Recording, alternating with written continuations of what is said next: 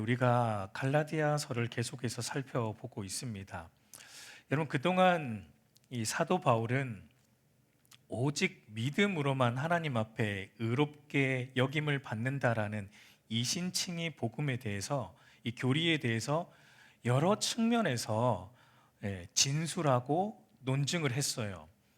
그런데 그 과정 속에서 우리가 이미 보았지만, 그 과정 속에서 바울은 이신칭의 교리, 이 복음에서, 참된 복음에서 벗어나 있는 갈라디아 교회 성도들을 향해 어리석도다 갈라디아 사람들아, 너희가 이같이 어리석으냐라고, 좀 어떤 면에서 볼 때는 민망할 정도로 책망을 했던 것도 우리가 보았습니다.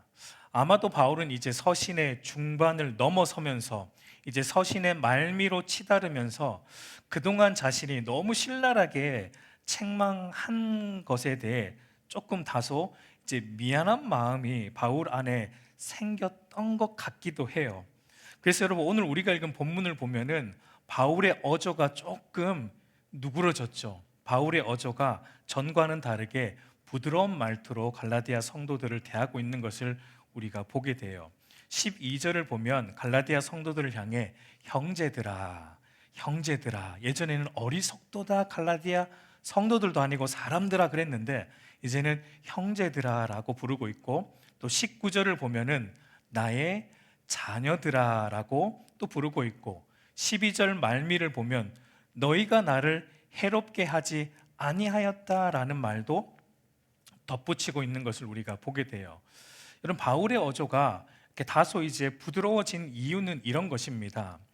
그동안 너희를 내가 어떤 면에서 가혹할 정도로 책망을 한 것은 너희를 결코 미워해서가 아니라 형제와 그리고 부모의 마음에서 비롯된 것임을 너희가 조금 알아주었으면 좋겠다라는 약간의 자기 변호를 하기 위함이다라고 생각이 돼요. 그래서 마틴 루터의 이 갈라디아 주석을 보면은 이 본문을 이렇게 주석을 하고 있습니다. 우리 한번 같이 읽어보겠습니다.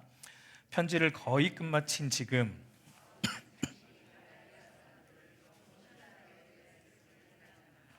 그래서 유익보다는 해를 끼치지 않을까 조심하면서 사도로서의 진실한 마음에서 나왔음을 증명한다라고 이렇게 주석하고 있는 것을 보게 돼요.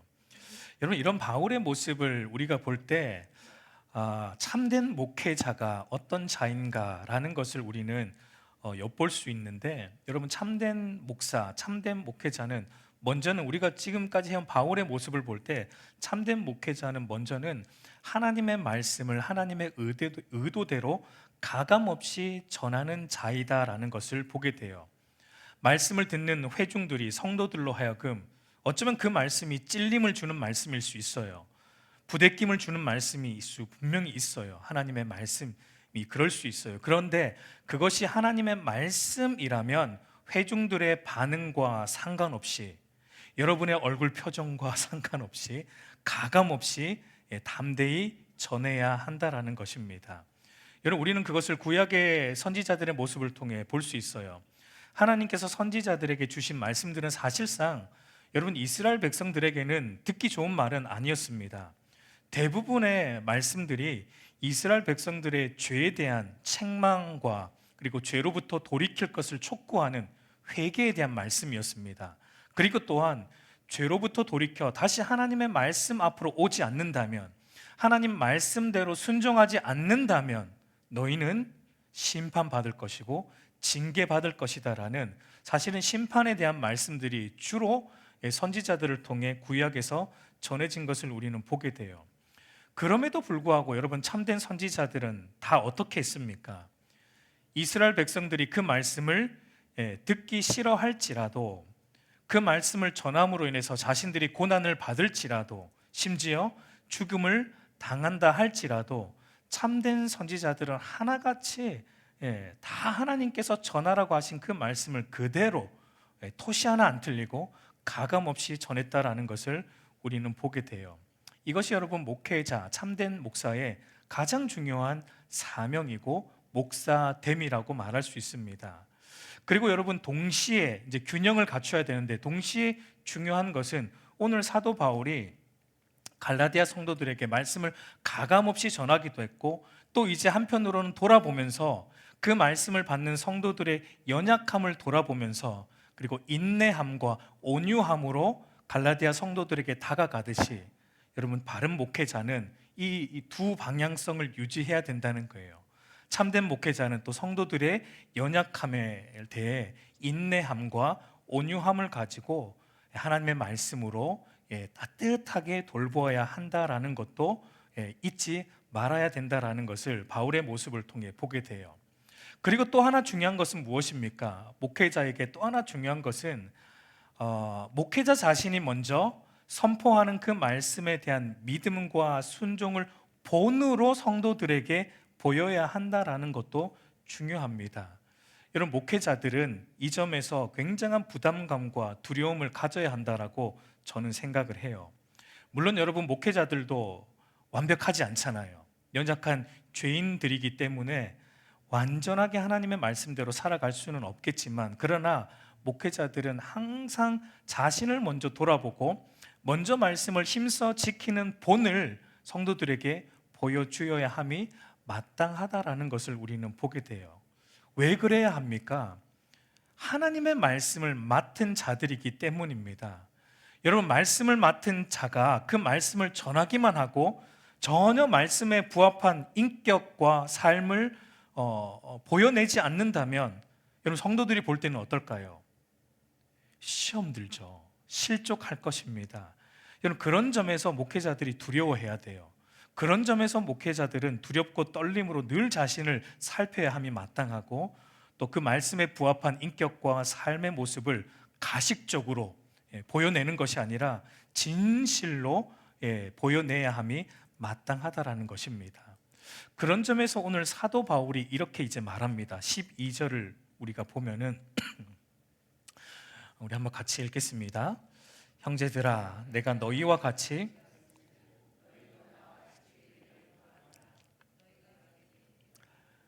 너희도 나와 같이 되라라는 말을, 여러분, 이거 함부로 할 수 있는 말이 아니에요. 너희도 나와 같이 되라라는 말은 어떤 자가 할 수 있는 말입니까? 말씀대로 살아가는 자가 사실은 이 말을 할 수 있는 거예요. 물론 바울도 여러분 완벽한 사람은 아니었겠죠. 그래도 여러분, 우리가 보는 바울은, 사도 바울은 그래도 말씀을 따라 믿음과 순종의 본을 먼저 보이는 자였기 때문에 지금 갈라디아 성도들에게 너희도 나와 같이, 그러니까 나와 같이라는 말은 나와 같이 예수를 믿으라는 말이죠. 내가 예수 그리스도를 믿고 그리스도에 대해 헌신하는 모습처럼 너희도 그렇게 예수를 믿어야 한다라는 것을 바울은 말하고 있습니다.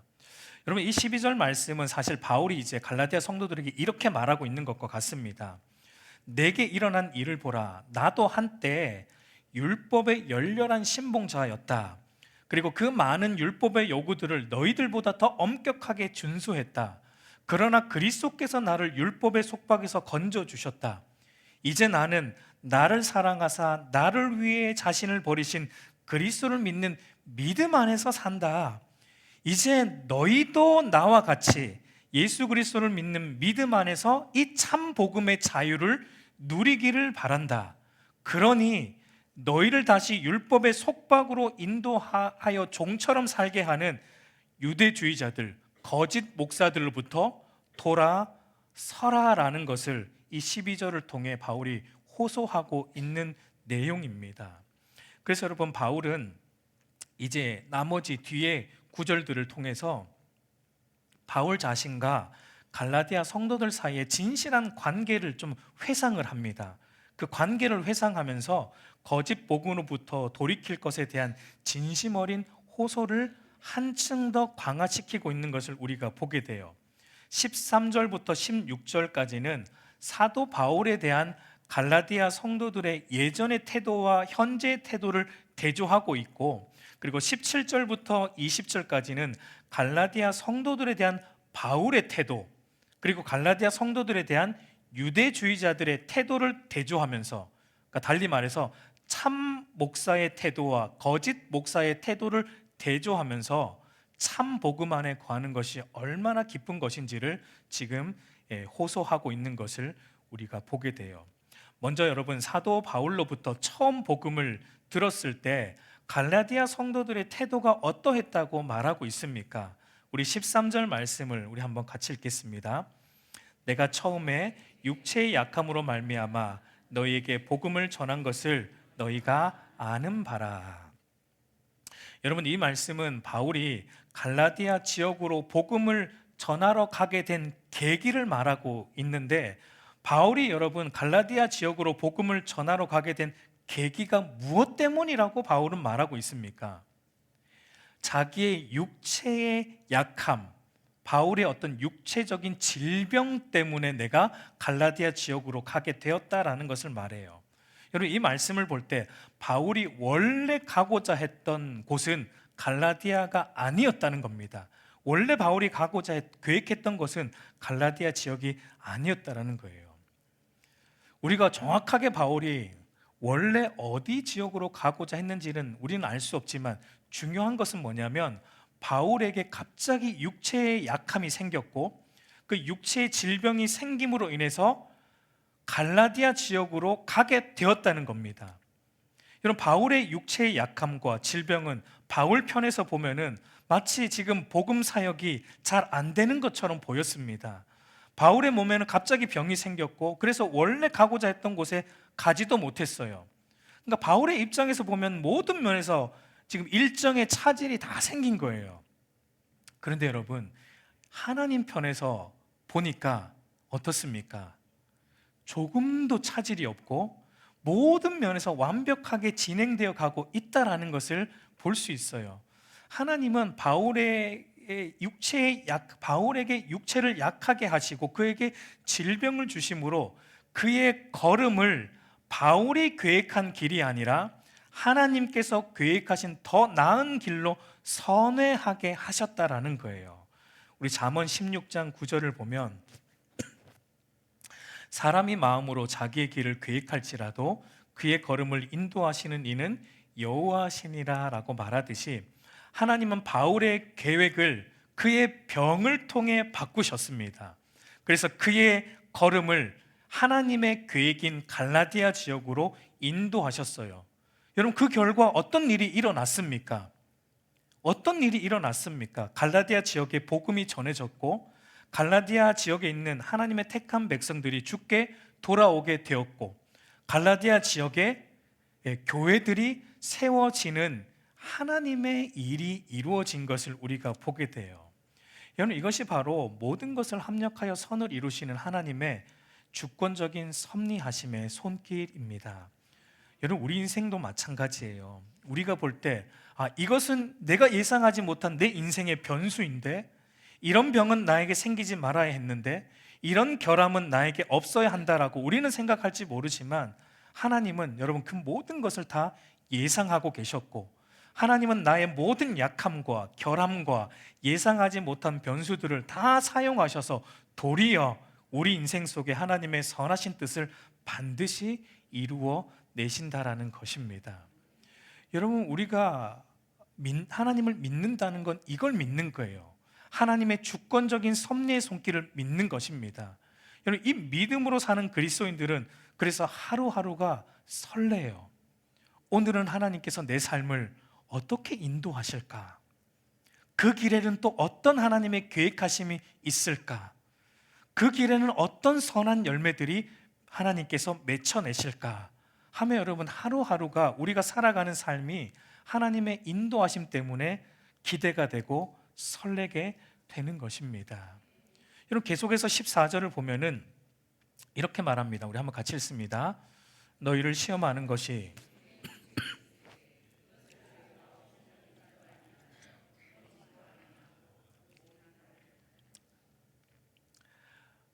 여기 보면은 바울은 갈라디아 지역에서 복음을 전했어요. 근데 문제는 여러분, 복음을 전하는 바울의 모습이 다른 사람들이 볼 때 어떠했다고 말합니까? 다른 사람들이 볼 때 시험 들 정도로 바울의 육체에는 뭔가 엄청난 육체적인 결함, 아니면 육체적인 질병, 그러니까 겉으로만 딱 봐도 좀 흉측스러울 만큼의 어떤 육체적인 결함과 바울에게는 어떤 질병이 있었다라는 것을 말하고 있습니다. 도대체 여러분, 사람들이 시험 들 정도의 이 바울의 육체적인 결함, 질병은 어떤 것이었을까요? 여러분, 여기에 대해서 학자들마다 견해가 좀 있는데, 일부 학자들은 14절을 보면 너희를 시험하는 것이 내 육체에 있으되 이것을 너희가 업신여기지도 아니하며 버리지도 아니하고라고 말할 때, 이 버리다라는 말이 헬라어 원문을 보면은 침을 뱉다라는 말이에요. 근데 여러분, 그래서 이 말을 가지고 바울의 병을 학자들은 간질이었을 것이다라고 추정을 합니다. 왜 그렇게 추정을 하냐면, 여러분, 당시 1세기 문화 속에서 이 발작을 일으키는 간질, 입에 거품을 물고 발작을 일으키는 간질을 앓는 자를 당시 문화 속에서는 귀신 들린 자로 간주를 했습니다. 그리고 그런 자들에 대한 대처법이 뭐였냐면 그 사람에게 침을 뱉는 것이었어요. 우리는 이해 못하지만 그 당시의 관습이 그랬습니다. 그래서 이 말을 가지고 학자들은 바울의 병은 이 간질병을 오늘날로 말하면 뇌전증이 있었다라고 추정을 합니다. 근데 이것이 확실하지는 않아요. 그리고 어떤 또 다른 학자들은 뭐라고 말하냐면 15절을 보면은 내가 너에게 증언하노니 너희가 할 수만 있었더라면 너희의 눈이라도 빼어 나에게 주었으리다 라고 이 말하는 것을 토대로 바울이 앓고 있는 병은 어떤 병이다, 심각한 어떤 눈과 관련된 병, 그러니까 심각한 안질이 바울에게 있었다라는 것으로 추정하기도 해요. 그에 대한 추가적인 증거로 제시하는 구절이 갈라디아서 6장 11절 말씀입니다. 우리 6장 11절을 보면은 내 손으로 너에게 이렇게 큰 글자로 쓴 것을 보라. 그러니까 바울에게는 큰 글자로 써야지만 보이는 어떤 심각한 어떤 시력 장애가 바울에게는 있었다라고 학자들이 주장하기도 해요. 근데 여러분, 이것도 확실하지는 않습니다. 왜냐하면 너희 눈이라도 빼어 나에게 주었으리라라는 이 표현이 물론 직접적인 표현일 수도 있는데 또 어떤 표현일 수도 있기 때문입니까? 이게 비유적인 표현일 수도 있기 때문이에요. 실제로 여러분, 당시 헬라 문헌들을 찾아보면은 눈을 빼어준다라는 표현이 비유적으로 그 사람의 가장 귀한 것을 내어준다라는 그런 의미로 많이 사용된 것을 발견하기 때문에 이것도 확실하지가 않다라는 거예요. 여러분, 우리식으로 바꿔 말하면 간이라도 빼준다 뭐 이런 말과 비슷한 거죠. 이 말도 여러분 진짜 간 빼준다는 얘기는 아니잖아요. 그 정도로 귀한 것을 내어준다라는 의미의 비유적인 표현입니다. 그러니까 여러분, 바울에게 있는 흉측할 정도의 육체적인 결함, 육체적인 병이 우리는 무엇이었는지 정확하게 모릅니다. 그리고 굳이 알려고 안 해도 돼요. 여러분, 단지 확실한 것은 바울에게는 다른 이들에게 볼 때 혐오감을 줄 수 있을 정도의 육체적인 결함이 있었다는 거예요. 다른 사람들을 볼 때 시험 들 정도의 심각한 육체적인 결함과 질병이 바울에게는 있었다라는 겁니다. 여러분, 그러면 한번 생각해 보자고요. 여러분, 바울 당시만 해도 사도들에게는 어떤 권세가 있었습니까? 사도들에게는 주의 이름으로 귀신도 쫓아내고 주의 이름으로 병자, 심지어 죽은 자도 살려내는 그 영적 권세가 예수님 당시 사도들에게는 있었을 때였습니다. 그런데 여러분, 주의 이름으로 병자를 살려낸다고 하는 사람이 자기가 어때요? 지금 심각한 병에 들어서 골골골골 하고 있어요. 여러분, 그러면 그런 사람이 말하는 것에 대한 믿음이 쉽게 갈까요? 쉽게 안 갈 거예요. 아이고, 먼저 당신 병이나 좀 고치고 오십시오 뭐 이렇게 돌아설 겁니다. 저도 지난주부터 여러분 이 골골골 하면서 설교를 하고 있는데 목회자가 여러분 골골대면서 설교를 하면은 듣는 성도들의 입장에서는 어떻습니까? 설교보다는 이 목사의 골골댐에 더 신경을 쓰겠죠. 그래서 말씀에 대한 집중력이 어쩌면 더 떨어질 거예요. 그런 부분에서 죄송하게 생각을 해요. 물론 여러분, 가끔 목회자들의 골골대는 모습이 더 은혜가 된다라고 말씀하시는 이상한 성도님들도 가끔씩 있는 것을 보게 돼요. 그런 분들에게는 감사하다는 말씀을 전하고 싶습니다. 근데 여러분, 대체적으로는 좀 그 말씀 사역에 크고 작은 영향을 미치는 것은 어쩔 수 없겠죠. 그러니까 바울이 그런 상황에 놓여 있었다라는 거예요. 그러니까 제가 좀 골골대다 보니까 이 바울의 심정이 굉장히 이해가 더 되더라고요. 아, 하나님이 그렇게 하시려고 또 이렇게 골골대게 하시는구나, 그런 생각도 해보았습니다. 그러니까 바울은 그런 상황 속에 지금 놓여 있는 거예요. 그러니까 말씀을 전하기에는 좋지 않은 상황이에요. 그에게는 심각한 병이 있습니다. 사실 바울은 외모도 별로, 학자들 말로는 외모도 못생겼다라고 하거든요. 그러니까 외모도 안 좋죠. 육체적으로 결함도 있죠. 말도 사실 잘 못하죠. 그러니까 설교하기에는 별로 바울에게는 적합하지 않은 상황이에요. 근데 여러분, 중요한 것은 뭐냐면은 그런 바울의 육체적인 결함이 있음에도 불구하고 갈라디아 성도들은 어떠했다라는 것입니까? 오늘 14절 말씀을 다시 보면 한번 같이 읽겠습니다. 너희를 시험하는 것이 내 육체에 있으되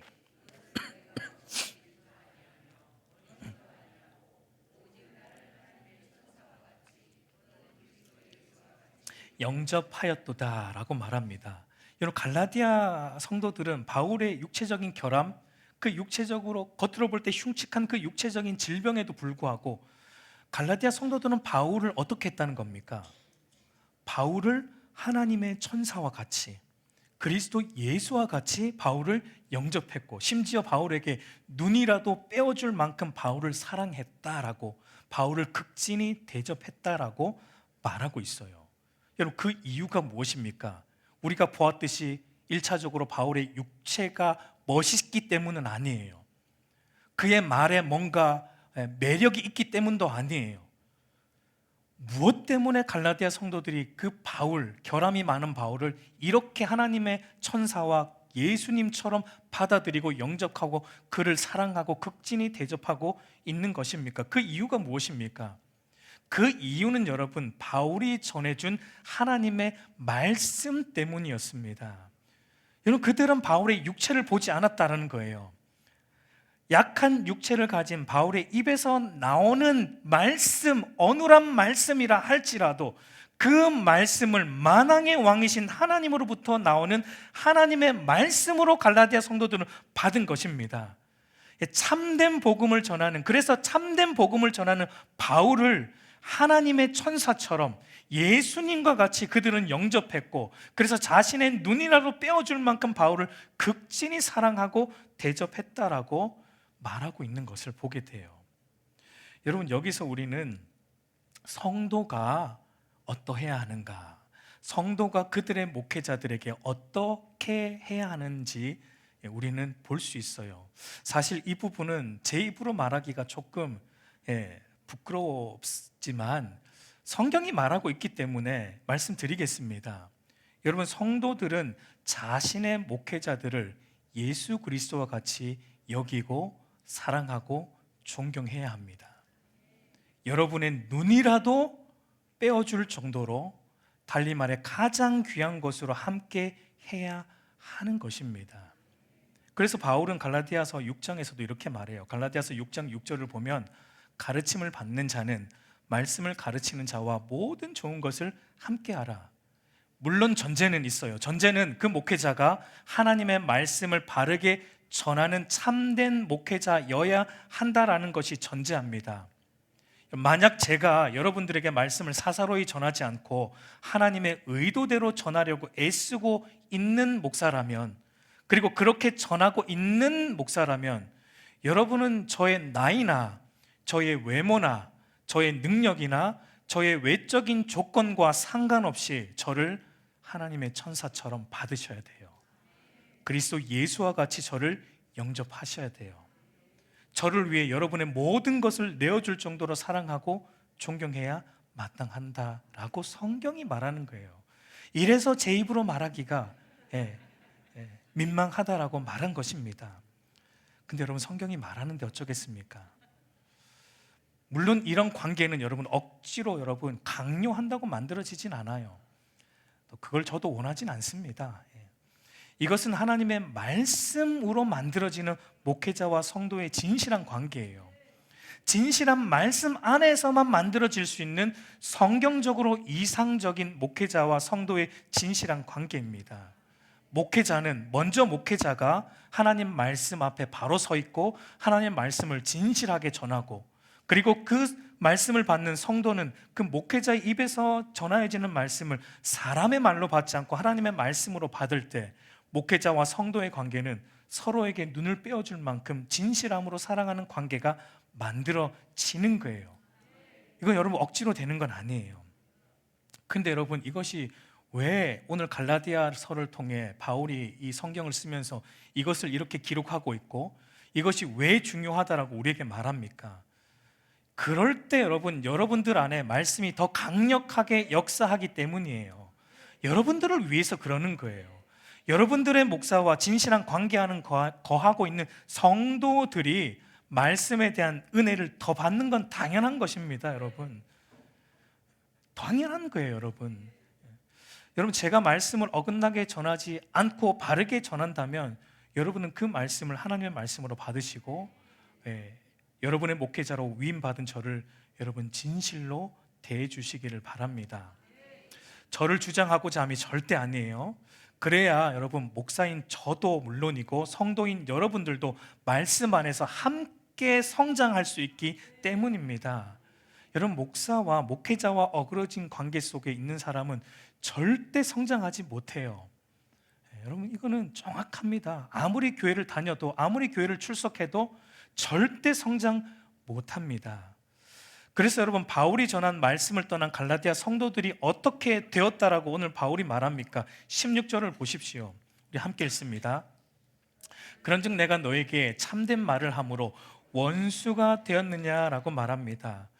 예전에 바른 말씀 안에 갈라디아 성도들이 거할 때는 바울과 진실된 관계 안에서 은혜를 누렸습니다. 근데 이제 갈라디아 성도들이 유대주의자들의 거짓 복음을 듣고 바른 말씀에서 이탈하고 나니까 지금 바울과 갈라디아 성도들의 관계가 어떻다는 거예요?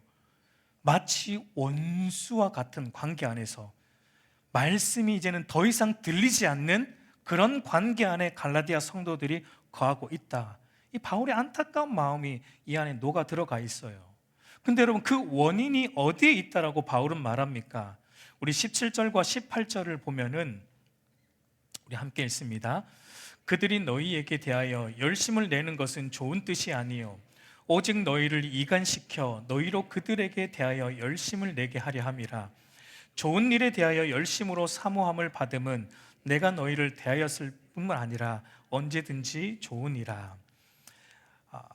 바울과 갈라디아 성도들 사이가 마치 원수처럼 지금 어그러지는 것은 무엇 때문입니까? 이 거짓 선생, 유대주의자들, 거짓 선생들의 이간질 때문이다라고 말해요. 여러분, 유대주의자들이 갈라디아 교회 안으로 들어왔어요. 그들이 굉장한 열심으로 사역을 합니다. 굉장한 열심으로 갈라디아 성도들에게 말씀을 전하고 있습니다. 근데 그들의 열심은 좋은 뜻이 아니다라고 바울이 말하고 있는 거예요. 그들의 열심은 좋은 뜻으로 열심을 내고 있는 게 아니라 오히려 나와 너희의 관계를 이간질시킴으로, 그래서 결국은 바른 복음에서 이탈하게 함으로 자기들에게 열심을 내는 자기들의 종으로 만들고자 하고 있다라는 것을 바울이 말하고 있습니다. 여러분, 그러니까 거짓 목사는 항상 어디에 초점이 있냐면 성도들을 누구에게 집중시키는 겁니까? 자기에게 집중시켜서 자기 성도 만드는 데 있다라는 거예요. 여러분, 오늘날 많은 목회자들이 이 부분에서 상당한 유혹을 받고 있고 이 부분에서 많은 실수를 합니다. 이런 목회자들이 성도들을 자기 성도 만들고 싶은 유혹이 여러분 있어요. 다른 목사들은 쳐다보지 말고 나만 바라봐 하고 이렇게 만들고 싶은 유혹을 받습니다. 나만 바라보라는 거예요. 다른 목사는 절대 쳐다보지 말라는 거예요. 여러분, 근데 그렇게 만들려면 어떻게 하면 될까요? 그리 어렵지 않아요. 이간질 시키면 됩니다. 여러분들과 다른 교회, 여러분들과 다른 목회자들을 이간질 시키면 돼요. 이렇게 하면 돼요. 어렵지 않아요. 그러니까 우리 교회 외에 나머지 교회들은 대체적으로 바르지 않다는 인상을 은근히 계속 심어주는 겁니다. 설교를 통해서든 제자 양육을 통해서든 우리 교회만 지금 바른 걸 하고 있다는 걸 은근히 지금 심어주는 겁니다. 그리고 목회자가 설교할 때도 나 외에는 말씀을 바르게 전하는 목사들이 드물다라는 인상을 은근히 계속 심어주면은 성도들은 당연히 이렇게 세뇌가 돼요. 아, 우리 교회만 좋은 교회, 우리 목사님만 바른 목회자. 여러분, 이렇게 되면은 목사에게 열심 내는 그 목사의 성도, 그 목사의 제자로 만들 수 있어요. 어쩌면 저도 그런 인상을 은근히 준 것은 아닌지 오늘 말씀을 준비하면서 사실은 제 자신을 굉장히 돌아보았어요. 혹시 제가 여러분 그런 인상을 은근히 주었다면, 제가 의도하지는 않았지만 은근히 그런 느낌을 여러분들도 받으셨다면 여러분 그것은 제 잘못입니다. 여러분 저를 용서하십시오. 그렇게 되어서는 절대 안 됩니다. 여러분들은 목사의 성도나 목사의 제자가 아니에요. 여러분들은 하나님의 성도이고 그리스도의 제자예요. 여러분, 참된 목사는 성도들을 그리스도의 제자 만드는 데 관심이 있어요. 하나님의 성도로 만드는 데 관심이 있어요. 그래서 여러분, 바울은 이렇게 말하죠. 19절과 20절을 보면 나의 자녀들아, 너희 속에 그리스도의 형상을 이루기까지 다시 너희를 위하여 해산하는 수고를 하노니 내가 이제라도 너희와 함께 있어 내 언성을 높이려 함은 너희에 대하여 의혹이 있음이라 라고 말합니다. 여러분, 사도 바울이 이토록 열심을 내는 이유는 거짓 유대주의자들과는 달랐습니다. 사도 바울이 이렇게 열심을 내는 이유는 오로지 하나예요. 무엇입니까? 갈라디아 성도들 안에 그리스도의 형상이 이루어지는 것을 위해서 지금 바울은 열심을 내고 있어요. 어느 정도까지 열심을 내고 있습니까? 해산하는 여인처럼 열심을 내요. 여러분 다 해산 안 해보신 분들도 있군요. 해산의 수고를 겪어보셨잖아요. 그 얼마나 고통스럽습니까? 저는 남자지만 요로 결석이 있어가지고 해산의 수고와 맞먹는 고통을 제가 5번이나 겪었습니다. 그 얼마나 고통스럽습니까? 근데 바울이 그런 고통을 감내하면서 열심을 내고 있는 것은 갈라디아 성도들을 자기에게 집중하는 자기 성도 만들고 싶지가 않아요. 하나님께 집중하는 하나님의 성도, 그리스도의 형상을 닮아가는 그리스도의 제자로 바울은 만들고자 해산하는 여인처럼 수고하고 있다고 말합니다. 이런 말과 같아요. 내 생명을 주어서라도 여러분들 안에 그리스도의 형상이 이루어지는 것을 보는 것이 저의 소원입니다. 여러분, 제 마음도 그와 같습니다. 여러분들 안에 그리스도의 형상이 이루어지는 것이 저의 가장 큰 기쁨이고 제가 가장 소원하는 기도 제목이에요. 그럼 제가 여러분들을 위해서 기도하는 가장 많은 기도가 그거입니다. 참된 믿음으로 사는 그리스도의 형상을 닮은 그리스도의 제자 되는 거예요.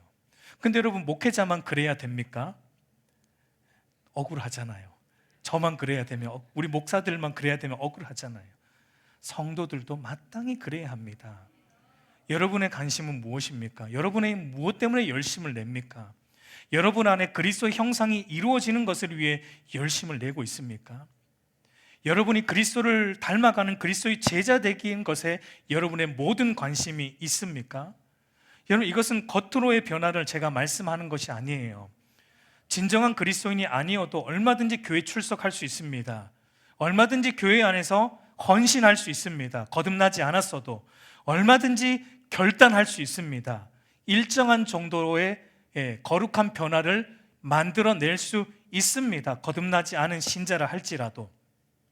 그러나 여러분, 진실로 거듭난 그리스도인이라면 그 영혼 안에는 하나님의 생명이 심겨져 있습니다. 그 생명은 내게로 말미암는 것이 아니라 하나님으로 말미암은 것이에요. 하나님으로 말미암았기 때문에 그 생명은 힘이 있고 살아 역사하는 생명이에요. 그렇기 때문에 여러분, 하나님의 생명을 받은 참된 성도는 그 생명이 숨쉬고 역사하여 자기 자신을 점점 그리스도의 형상을 이루는 자리로 움직이게 하는 것을 생생하게 자기가 경험하게 되는 것입니다.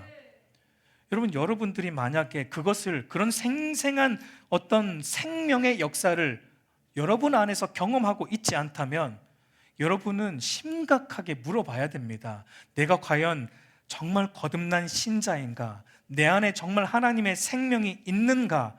아니면 내가 지금 영적으로 심각한 질병에 걸려서 영적으로 무뎌져 있지는 않은가? 여러분 심각하게 돌아봐야 되고 물어봐야 돼요. 하나님의 생명이 있는 사람은 가만 못 있습니다. 그 생명은 살아 역사하기 때문에 점점 그리스도의 형상을 닮아가는 쪽으로 자기를 몰아가요. 더 말씀 안으로 몰아가고, 더 예배 안으로 몰아가고, 더 말씀대로 순종하는 자리로 더 그 생명이 몰아가는 그것을 경험하게 되는 것입니다. 우리 사랑하는 성도 여러분, 이제 말씀을 맺겠습니다. 저는 오늘 말씀을 준비하면서 성경적인 교회에 대한 열망을 간절히 품었습니다. 우리 알곡교회가 정말 성경적으로 건강한 교회가 되기를 바라는 간절한 열망을 품었어요. 근데 그런 성경적으로 이 건강한 교회가 되려면 먼저 제일 중요한 것은요, 목사와 성도의 진실한 관계가 이루어져야 된다는 것입니다. 목회자를 통해 선포되는 말씀을 사람의 말이 아니라 하나님의 말씀으로 받는 참된 성도로 가득 찬 교회, 하나님의 말씀을 진실로 전하는 목회자를 대할 때 자신들의 눈을 빼어줄 심정으로 목회자를 사랑하고 존경하고 목회자와 모든 좋은 것을 함께 하고자 하는 성도들로 가득 찬 교회, 성도들을 자기 제자 삼지 않고 그리스도를 닮는 그리스도의 제자 되게 하는 일에 자신의 생명을 드릴 수 있는 목회자가 있는 교회, 성도들 안에 그리스도의 형상이 이루어지기까지 해산하는 수고를 마다하지 않는 그런 목회자가 있는 교회, 그런 교회가 성경적으로 건강한 교회예요. 여기에 자리가 꽉 차고, 물론 좋죠. 여기에 자리가 꽉 차고 재정이 빵빵하고 그런 교회가 성경적으로 좋은 교회가 아니에요. 교회에 많은 프로그램들이 막 바쁘게 돌아가서 성도들 정신없게 만들고, 그런 교회가 여러분 건강한 교회가 아니에요. 그런 교회가 역동하는 교회가 아니에요. 역동하고 살아있는 교회는 목회자와 성도가 하나님 말씀으로 하나 되는 교회입니다. 하나님의 진실된 말씀 앞에 함께 엎드리는 교회예요. 그럼 목회자만 해서 되는 게 아니라 성도들과 함께 하는 거예요. 우리 사랑하는 성도 여러분, 우리 알곡교회가 그런 교회가 되기를 간절히 소망하고 저와 여러분이 그런 교회를 만들어 갈 수 있기를 간절히 소망합니다.